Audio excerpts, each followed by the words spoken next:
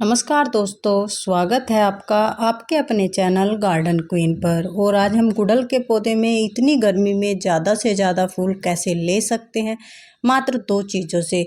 Free की चीज़ें हैं और आप इनका यूज करेंगे तो आपके गुड़हल में भर भर कर फ्लावरिंग होगी, गर्मी कितनी भी हो। क्योंकि जो गुड़हल का पौधा होता है वो गर्मियों का ही फूल का पौधा होता है, मतलब समर फ्लावरिंग प्लांट होता है। और जो हाइब्रिड रहता है वो तो सर्दियों में ज़्यादा से ज़्यादा फ्लावरिंग देता है, पर जो देसी वाले होते हैं वे गर्मियों में ही, जितनी गर्मी होती है उतनी ज़्यादा उनमें ब्लूमिंग होती है।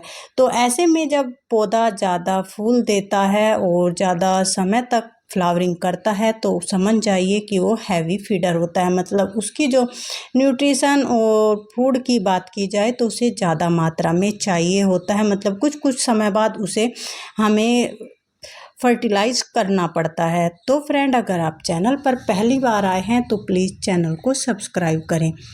देखिए, ये जो गुड़हल का पौधा है देसी वाला है और इसमें बहुत अच्छी ब्लूमिंग लगभग बहुत टाइम से हो रही है।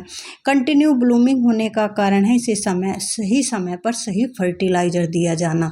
क्योंकि जब पौधा ग्रोथ के साथ साथ अच्छी फ्लावरिंग देता है और हमें समझ जाना चाहिए कि इसे जल्दी जल्दी फर्टिलाइज़र भी चाहिए। क्योंकि जो गुड़हल का पौधा होता है फरवरी से लेकर अक्टूबर नवंबर तक हमें फ्लावरिंग देता रहता है। तो इसे इतने लंबे समय तक जब फ्लावरिंग देनी है तो इसे हमें फर्टिलाइज़र भी देना होता है। वर्मी कंपोस्ट, गोबर की खाद जो होती है, एक समय देकर हमें लंबे समय तक जो होता है समय मिल जाता है पौधे को। ना किसी फर्टिलाइज़र की ज़रूरत होती है ना कुछ, पर जो लिक्विड फर्टिलाइज़र रहते हैं वे हमें 15-20 दिन में पौधे को देते रहने चाहिए।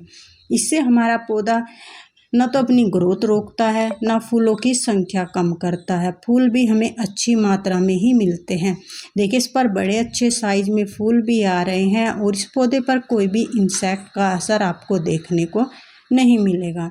क्योंकि इस पौधे में हम समय समय कुछ ऐसा काम करते हैं जिससे इसमें कोई भी इंसेक्ट्स देखने को नहीं मिलता। सबसे मेन कारण होता है गर्मी में पौधों को शावर करना।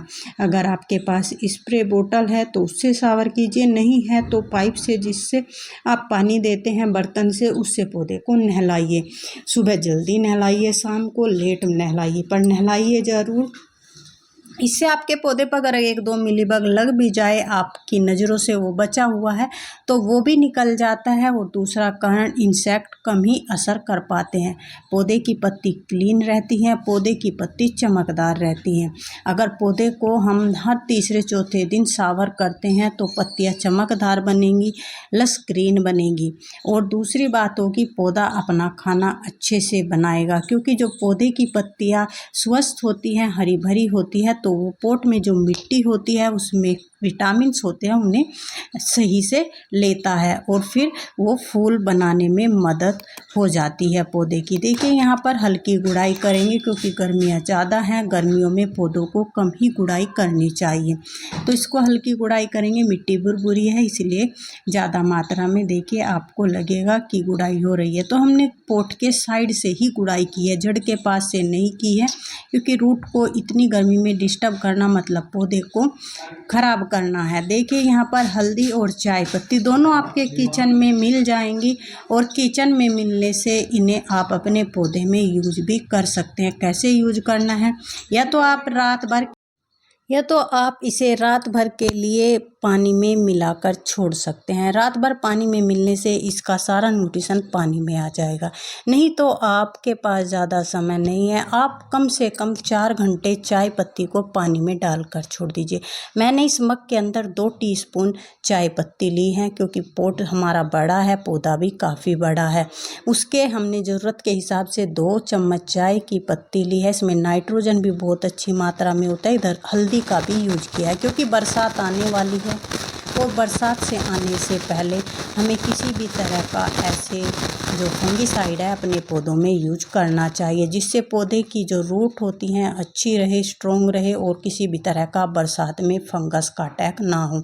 चाय पत्ती में बहुत ज़्यादा मात्रा में पौधों की हेल्थ के लिए बहुत सारे न्यूट्रिशन, विटामिन्स, प्रोटीन्स होते हैं जो पौधे को स्ट्रॉन्ग बनाते हैं, फल फूल बनाने में मदद करते हैं।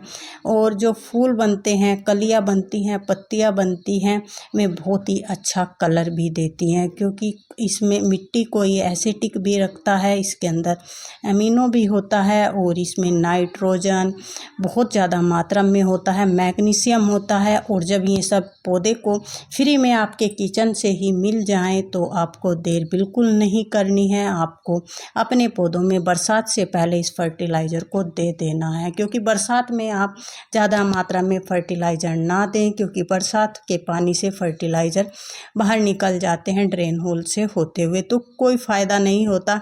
जो भी फर्टिलाइज़र कंपोस्ट आपको यूज करनी है अभी कर लें। अब आपके पास समय है तो आप तुरंत इस काम को कर ले अपने पौधे में। आपको पूरी बरसात भर भर कर फूल इसी तरह मिलेंगे। कुछ तो बरसात का पानी पौधे को मिलेगा, कुछ फिर आपने जो फर्टिलाइज़र पौधों में यूज किए हैं उनका भी असर बहुत तेज़ी से देखने को मिलेगा। आपके पौधे में भी इसी तरह की फ्लावरिंग होगी, भर भर कर फूल आएंगे, गर्मी भले ही कितनी भी हो आपको इसी तरह फूलों की संख्या देखने को मिलेगी। और देखिए पौधा कितना अच्छा लगता है जब हरा भरा होता है और फूल भी उस पर बहुत अच्छी मात्रा में आते हैं। देखिए ये लाल रंग के फूल मुझे बहुत ही प्यारे लगते हैं गुड़हल के। देसी वाला जो रेड गुड़हल होता है बहुत ही प्यारा लगता है। और गुड़हल का पौधा वैसे भी घर में लगाना शुभ होता है। अगर आपके गार्डन में नहीं है तो आप इसे कटिंग से लगाइए, ज़रूर लगा ले। अब के मानसूनी से बहुत ही हार्डी होता है, कम केयर वाला होता है। और ये कितनी भी सनलाइट है, देखिए हमारी छत पर ग्रीन नेट नहीं है फिर भी इसके अंदर भर भर कर फ्लावरिंग हो रही है। तो फ्रेंड, अगर वीडियो में आप अब तक रुके हैं उसके लिए दिल से धन्यवाद। और अगर वीडियो अच्छी लगे तो प्लीज़ लाइक करना, प्यारा सा कमेंट भेजना। और हम आपके लिए कोई अच्छी सी जानकारी के साथ मिलते हैं दूसरी वीडियो में। तब तक के लिए बाय बाय।